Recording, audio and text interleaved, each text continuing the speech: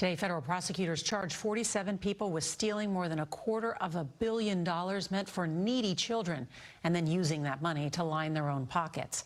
CBS's Jeff Pegues has all the new details. In Minnesota, the wads of cash first got people's attention. Then the pricey real estate, cars, and jewelry. Investigators said today that it was all proceeds of a scheme that defrauded taxpayers out of more than $250 million.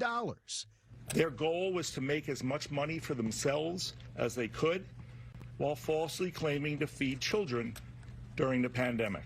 The scheme began in early 2020 with a food program known as Feeding Our Future. It allegedly funneled tens of millions in federal dollars to people running fraudulent food sites or nutrition programs. So far, 47 people have been indicted, including Feeding Our Future Executive Director Amy Bach. The children who they said they were feeding didn't exist. The indictment in this case alleges the defendants took money that was set aside to feed hungry children and instead fed their own greed.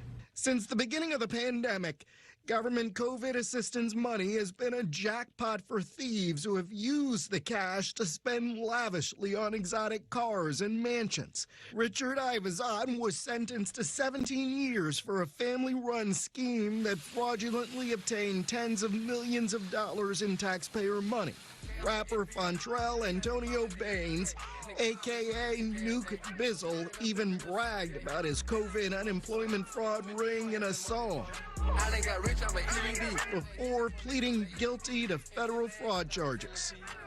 The Justice Department has already seized about $1.3 billion in relief funds that criminals tried to steal. But, Nora, investigators are going after $8 billion. Such a brazen fraud case. All right, Jeff Pegues, thank you.